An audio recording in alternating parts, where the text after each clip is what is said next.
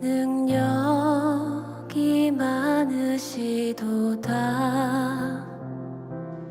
그의 지혜 무궁하며 인자는 영원하도다. 상한 자들 고치시며 상처를 싸매시도다. 별들의 수를 세시며 이름을 붙이셨도다. 그가 구름으로 하늘을 덮으시며 땅을 위하여 비 준비하시니 예루살렘아 여호와를 찬송할지어다. 내 하나님을 감사함으로 그 앞에 나가며 주 임재 앞에 경배해.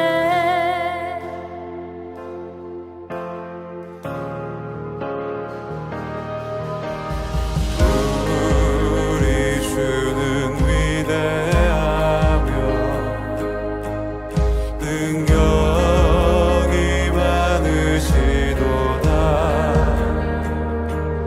그의 지혜 무궁하며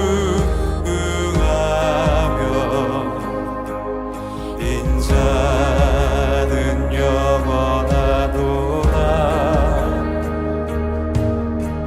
상한 자들 고치시며 상처를 싸매시도다. 별들의 수를 세시며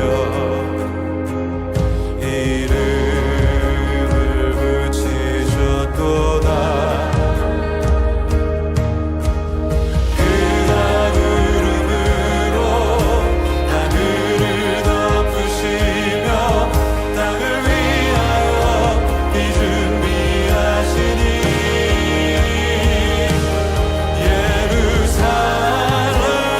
예루살렘아 여호와를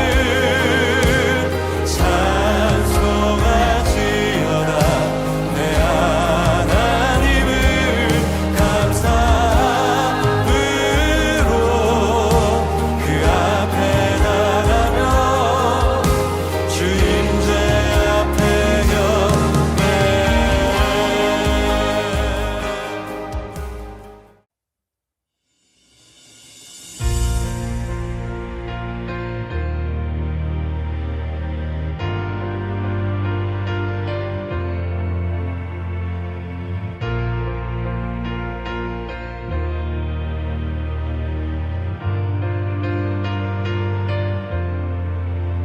이 세상 험하고 나 비록 약하나 늘 기도 힘쓰면 큰 권능 얻겠네.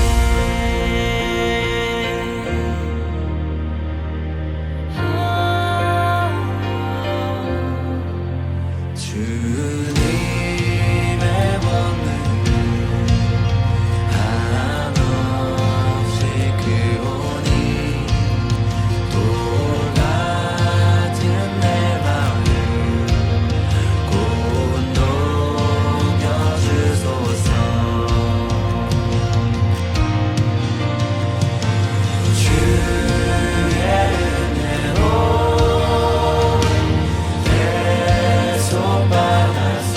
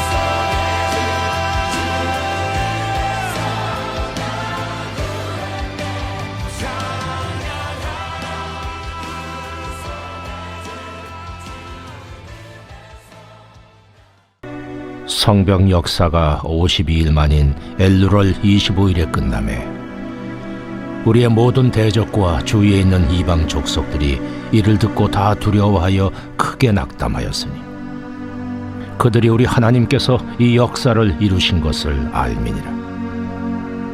또한 그때 유다의 귀족들이 여러 번 도비아에게 편지하였고 도비아의 편지도 그들에게 이르렀으니 도비아는 아라의 아들 스가냐의 사위가 되었고 도비아의 아들 여호하난도 베레기야의 아들 무슬람의 딸을 아내로 맞이하였으므로 유다에서 그와 동맹한 자가 많음이라. 그들이 도비아의 선행을 내 앞에 말하고 또 내 말도 그에게 전하매 도비아가 내게 편지하여 나를 두렵게 하고자 하였느니라. 성벽이 건축되매 문짝을 달고 문지기와 노래하는 자들과 레위 사람들을 세운 후에 내 아우 하나니와 영문의 관원 하나냐가 함께 예루살렘을 다스리게 하였는데 하나냐는 충성스러운 사람이요 하나님을 경외함이 무리 중에서 뛰어난 자라.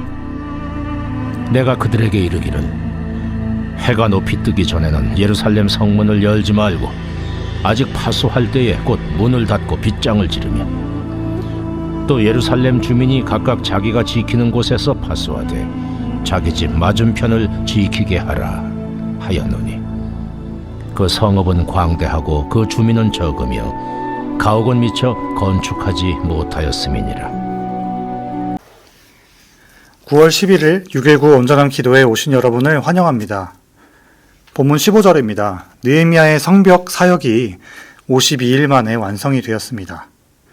이는 느헤미야가 아닥사스다 왕에게 예루살렘으로 돌아가 성벽을 건축하도록 명령을 받은 이후 6개월이 지나기도 이전입니다. 엘룰월은 유대력으로 여섯째 달을 말하며 엘룰월 25일은 현대신학자들의 연구에 따르면 현대시간으로 10월 2일로 본다고 합니다. 오늘은 설교에서 엘룰월 25일에 대한 유대신학적인 이해를 충분히 나누지는 못하지만 유대신학적 관점으로 봤을 때 엘룰월 25일은 큰 의미가 있는데요. 느헤미야는 하나님께서 이방의 포로로 잡혀있던 이스라엘 백성들을 예루살렘 성전으로 돌아오게 하셔서 회복하심을 경험하고 있습니다. 느헤미야는 유대 관점을 가지고 있었기 때문에 하나님께서 때에 따라 개입하시고 성취하시는 역사들을 목도하면서 더욱 하나님의 섭리와 뜻이 놀라우면서도 담대한 믿음으로 사역에 박차를 가했을 것이라 생각이 듭니다. 그 이유는 유대력 여섯째 달 엘룰월 25일은 우리에게 10월쯤의 시간으로 이스라엘의 초막절 절기를 지키는 날과도 연결이 됩니다. 6월절은 3월에서 4월, 오순절은 5월 정도, 초막절은 한국의 추석 날짜와 거의 비슷한 기간에 있는데요. 느헤미야 성전 회복과 특히 느헤미야 8장에 나오는 말씀 회복의 역사는 이스라엘의 절기, 초막절을 상징하는 큰 사건 중의 하나입니다. 성경을 묵상할 때 이스라엘의 절기에 대한 힌트를 안다면 개인과 공동체의 신앙의 절기를 알아 신앙을 점검하고 또 놓치고 감각하지 못했던 하나님의 섭리를 발견하여 성큼 다가온 가을을 맞듯 말씀을 묵상하시며 더 깊어지는 말씀의 맛을 보실 수 있을 것입니다. 그래서 엘룰월 25일은 초막절과 관계되는 것이며 초막절은 하나님의 구원받은 백성들이 하나님의 임재에 들어간다라는 의미를 가지고 있기 때문에 조금 더 연구를 해보면 재미있는 내용들이 참 많습니다.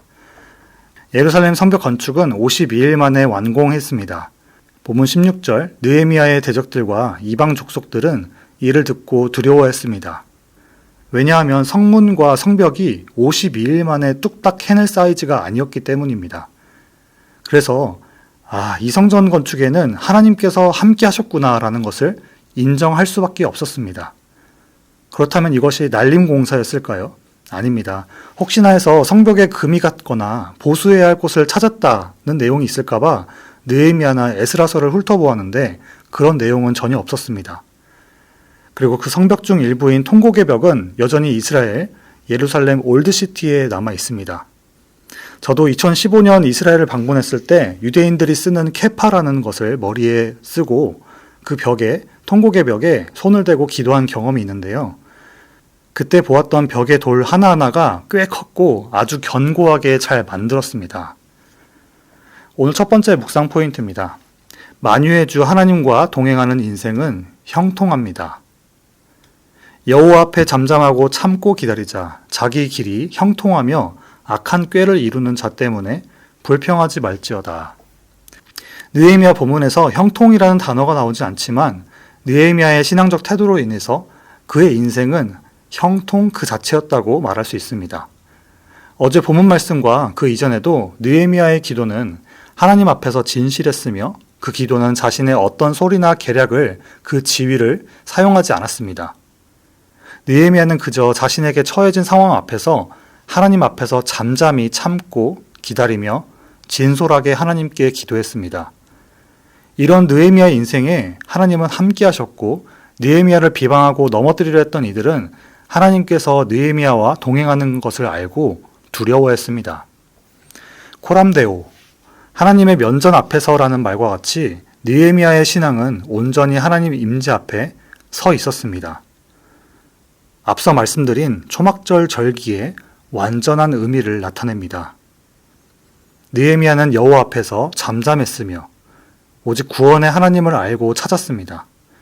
앞으로 느헤미야 말씀을 묵상하며 하나님의 임재 앞에 하나님께서 기뻐하는 자들의 모습이 계속 나오게 되는데요. 이 부분을 발견하시며 우리 신앙의 모습과 비교하여 격려되는 시간이 되시기를 축복합니다. 의인이 형통하면 성읍이 즐거워하고 악인이 패망하면 기뻐 외치느니라. 잠언 11장 10절 말씀. 이 말씀과 같이 남은 느헤미야 말씀 속에서 하나님은 느헤미야를 형통케 하실 뿐만 아니라 느헤미야를 대적하는 자들을 낙담시키고 두렵게 하셨습니다. 그리고 느헤미야를 통해서 예루살렘 성, 곧 즐거워 외치는 소리가 울려 퍼지게 함을 발견할 수 있을 것입니다. 이 말씀을 우리에게 적용한다면 교회에 새로 나와 예수님을 믿고 마음에 하나님의 성전을 세워가는 분들과 한어부와 영어부, 각 목장에 있는 모든 교인분들 마음에 하나님의 성전이 온전하게 세워질 것을 기대합니다. 그러기 위해서 하나님 앞에서 잠잠하고 하나님의 뜻과 인도하심을 구하는 우리가 되어야 될 것입니다. 그런 모든 분들에게 하나님의 도우심과 놀라운 역사를 그리고 회복과 연합의 역사를 경험하는 그런 형통한 삶을 누려서 하나님께 영광 돌리는 그런 여러분 한 분 한 분 되시기를 축복합니다. 본문 17절, 18절입니다. 성벽 재건에 참여했던 유다 귀족들은 느헤미야의 성벽 재건을 방해했던 대표적인 사람 도비야와 긴밀한 관계를 갖고 있었던 것을 느헤미야는 말합니다. 유다 귀족들은 도비야에게 현재 진행되고 있는 긴밀한 일들을 전달했고 도비야 또한 그들에게 자신의 뜻과 계획들을 전달했을 것입니다. 또한 도비야는 느헤미야의 성벽 건축 사역을 방해하는 자였으며 느헤미야를 죽이려 한 자였습니다.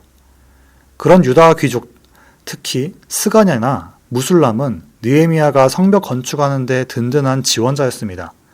또한 다른 귀족들도 정치적으로 도비야와 연루되어 동맹을 맺고 그리고 이들로 인해서 느헤미야가 성벽 건축하는데 큰 어려움을 겪었음을 알 수 있습니다.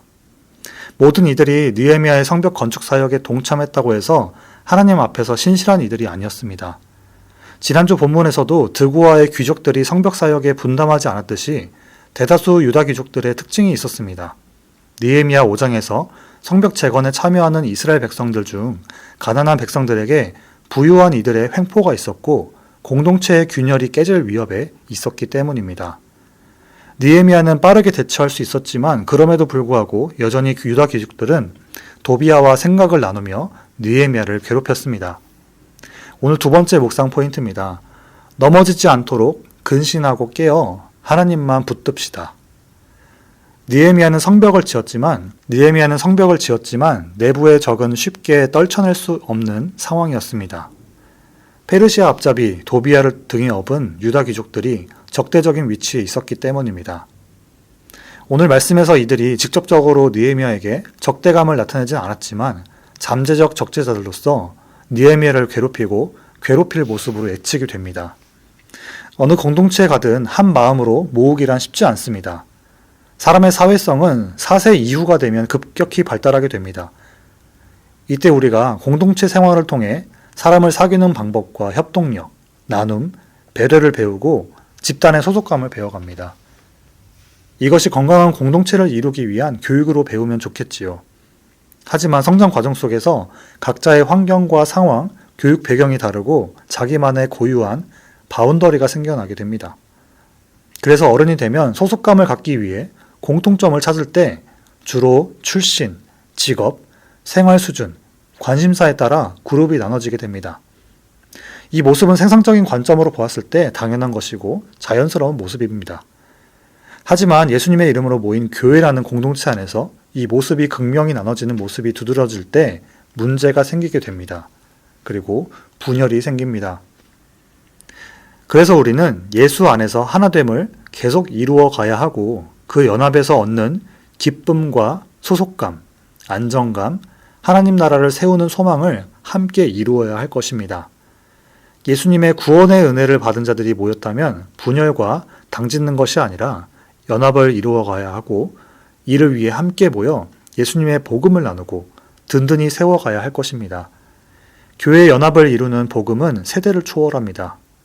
교회의 한몸됨을 이루는 복음의 능력은 교회의 연합, 그리고 영혼 구원과 가정의 회복, 사회의 부조리함과 무질서함으로 인한 무너진 것들을 회복시킬 것입니다. 우리 랄리 제라는 침례교회가 예수님 안에서 연합됨을 경험하고 하나님 나라에 함께 힘써 다음 세대와 열방을 섬기는 귀한 사역에 쓰임받기를 축복합니다. 느헤미야를 대적할 잠재적 이들의 세력이 계속 언급되는 상황 가운데 느헤미야는 함께 예루살렘을 보호하고 관리할 이들을 세웁니다. 느헤미야 7장 1절 2절입니다. 느헤미야는 성벽 건축을 마쳤고 성문을 달고 문지기를 세웠습니다. 그리고 노래하는 자들과 레위 사람들을 세우고 예루살렘의 행정을 담당할 자신의 동생 하나니와 하나냐를 세웠습니다. 오늘 마지막 묵상 포인트입니다. 하나님의 은혜에 반응한 자가 성전을 이뤄갑니다. 느헤미야는 도비아 무리로 인해서 염려하지 않았습니다. 염려하더라도 하나님께 기도로 올려드리고 자신이 해야 할 일에 지체하지 않았습니다. 느헤미야는 예루살렘 성전을 행정적으로 감독하기 위해 하나님 앞에서 충성되며 하나님을 경외함이 무리 앞에서 뛰어난 자신의 동생 하나니와 하나냐를 세웠습니다. 이들은 3절에 나오는 예루살렘 성전을 파수할 자들이었으며 느헤미야를 대신해서 이스라엘 백성들의 통치자로 임명한 것입니다. 본문 3절, 4절 성전 방어에 가장 취약한 시간인 해가 높이 뜬 시간에 보초를 보강합니다. 그 이유는 정오 시간으로 지중해 근처 나라들이 점심 식사를 하고 더위로 인해서 대부분 낮잠을 자고 파수꾼들도 졸린 상태로 있을 가능성이 있어서 취약하고 위험했습니다. 성벽과 성전 위주 공사를 진행했기 때문에 성벽 내부에 있는 주민들의 안전을 100% 보장할 수 없는 상황이었습니다. 그래서 주민들의 집이 성벽에 인접해 있다면 그들을 위해서 성벽 나머지 부분에 보초를 보강하기도 했습니다. 느헤미야는 자신을 적대하는 도비아와의 동맹을 맺는 유다 귀족들이 기득권을 가지고 있다고 그들에게 비굴하거나 타협하는 태도를 보이지 않았습니다. 오히려 하나님의 말씀에 따랐으며 기도했습니다. 느헤미야는 영적으로 낙심하기보다는 자신이 해야 할 일에 대해 게으르지 않았고 또한 성벽 건축을 마치고 하나님을 경외하는 진실한 자들을 세워서 예루살렘 성전의 세부적인 방어 체계를 위해 행정적인 책임을 위해 인물들을 세웠습니다. 느헤미야는 기득권이 있는 자들을 중직에 세우지 않았습니다. 오직 하나님의 은혜에 감동받은 이들, 하나님께 충성하는 이들을 중직의 자리에 세웠고 하나님 나라를 위해 하나님의 성전을 위해 섬기는 자들의 우선적인 조건은 출신이나 직위나 경력으로 되는 것이 아니라 하나님 앞에서 충성된 자, 하나님을 경외함이 뛰어난 자였습니다. 충성되다라는 말은 히브리어로 에메트인데 진리를 가진 자, 믿음을 가진 자를 말합니다. 경외함이 뛰어나다라는 것은 베야레 에트 하 엘로임 메라빔, 하나님을 경외함이 충만하다라는 말로 하나님을 삶에서 주인으로 삼았다라는 말로 이해할 수 있겠습니다. 즉 하나님 앞에서 충성되고 경외했다는 말은 하나님을 믿는 믿음과 경외하는 태도, 느헤미야와 같이 하나님 앞에서 신실한 믿음을 가졌고 자신의 모든 삶을 하나님께 의탁드리는 자들이었음을 말합니다. 이런 이들은 다른 이스라엘 백성들에게 본이 되고 모범이 되는 자들이었습니다. 그리고 느헤미야의 일을 대신할 만큼 행정력과 군사적으로 탁월한 자들이었음을 알 수 있습니다. 느헤미야는 내부에서는 페르시아 앞잡이 도비아의 방해와 압박이, 외부로는 이방 족속들의 위협에도 불구하고 예루살렘 재건에 힘을 다했습니다. 오늘 말씀을 마무리하려 합니다. 느헤미야는 행정력, 지도력, 추진력과 영적 통찰력이 있는 믿음의 사람이었습니다. 내부적으로 외부적으로 위협과 압박이 있지만 그는 하나님의 도우심으로 52일 만에 성벽 재건을 마쳤습니다. 그리고 지체하지 않고 책임자와 예배와 제사를 담당하는 이들을 세웠습니다. 하나님이 함께했던 느헤미야는 기도의 사람이었으며 자신에게 주어진 일에 능했고 성실했고 추진력이 있고 영적 통찰력으로 일을 진행했습니다. 그는 하나님을 주로 고백하는 자로서 이스라엘이 다시 하나님을 경외하고 하나님의 말씀을 경청하며 율법을 지켜 행하는 민족이 될 수 있는 기틀에 기여했습니다. 모든 일은 하나님께서 진행하셨지만 느헤미야의 신실한 태도와 순종, 추진력, 지혜와 담대함은 이스라엘이 하나님의 백성의 정체성을 회복하는데 큰 기여를 하게 됩니다. 오늘 본문 이후에 이제 이스라엘은 엘룰월 25일이 시작되는 로시 하샤나라는 하나님의 거룩한 백성으로 구별되는 영적 절기에 들어가게 됩니다. 그리고 말씀을 듣고 회개할 앞으로의 시간들을 앞두며 영적 공동체가 하나님 앞에서 거룩해지고 말씀을 듣는 귀를 갖기 위해 하나님은 한 사람을 세우시고 사용하시는 모습을 보게 됩니다. 하나님은 복음의 말씀에 반응하는 자, 그 복음의 말씀을 생명으로 여기며 삶을 다하는 자를 찾으시고 그런 이들을 하나님 나라 영광 위에 사용하십니다. 우리가 각자 가진 기도 제목, 교회의 공동 기도 제목이 있습니다.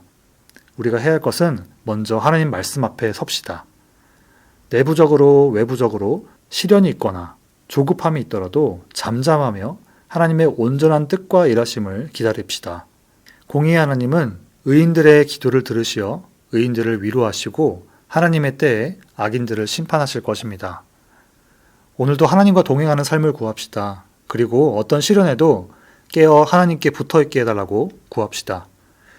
그리고 하나님의 은혜를 기억하고 반응하며 하나님의 사역에 동참합시다. 오늘 하루 그런 삶을 살기 원하시는 분들에게 하나님께서 주시는 형통한 삶을 누리시게 될 것입니다. 그런 여러분들을 통해서 예수 그리스도 구원의 기쁜 소식이 가정과 일터에 전해지고 풍성이 넘치시기를 축복합니다. 들은 말씀 붙들고 같이 기도하시겠습니다. 하나님의 뜻을 잠잠히 구하는 굳건한 믿음을 허락해달라고, 항상 깨어 기도하며 근신하여 믿음의 선한 싸움을 이어가게 해달라고, 하나님의 은혜에 반응하며 주의 교회를 섬기게 해달라고 들은 말씀 붙들고 같이 기도하시겠습니다.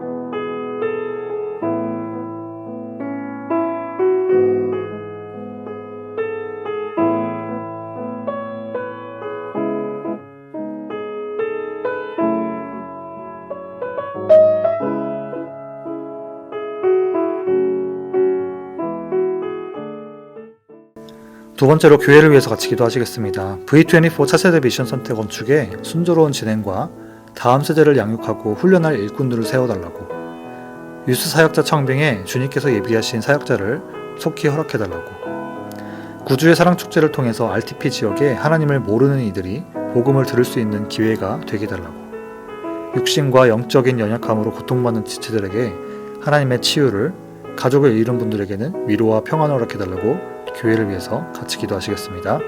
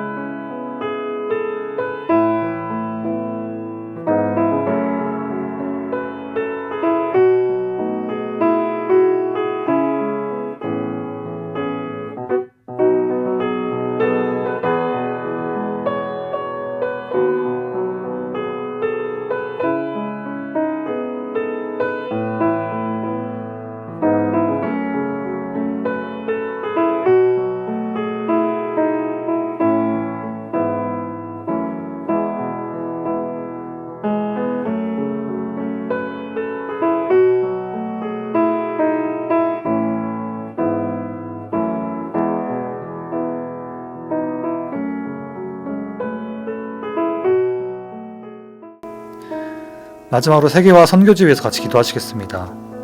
이스라엘과 하마스 전쟁 가운데, 그리고 우크라이나와 러시아 전쟁이 속히 종식되게 해달라고, 김소망 사랑선교사님의 극동아시아 정착이 순탄하도록 도우시고 사역에 돕는 손길과 필요를 채워달라고, 국내외 각 마을별로 후원하는 선교지 가운데 하나님의 채우심과 일하심을 경험하게 하시고 복음의 열매를 맺게 해달라고 세계화 선교지 위해서 같이 기도하시겠습니다.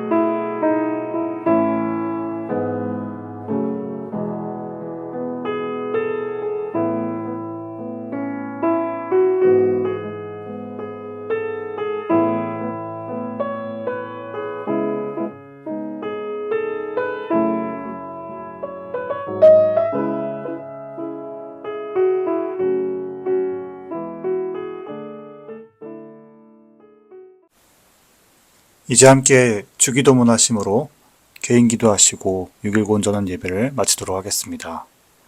하늘에 계신 우리 아버지여, 이름이 거룩히 여김을 받으시오며 나라가 임하시오며 뜻이 하늘에서 이루어진 것 같이 땅에서도 이루어지이다.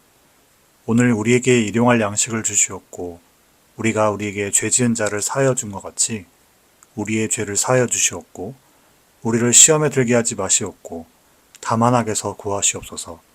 나라와 권세와 영광이 아버지께 영원히 있사옵나이다. 아멘.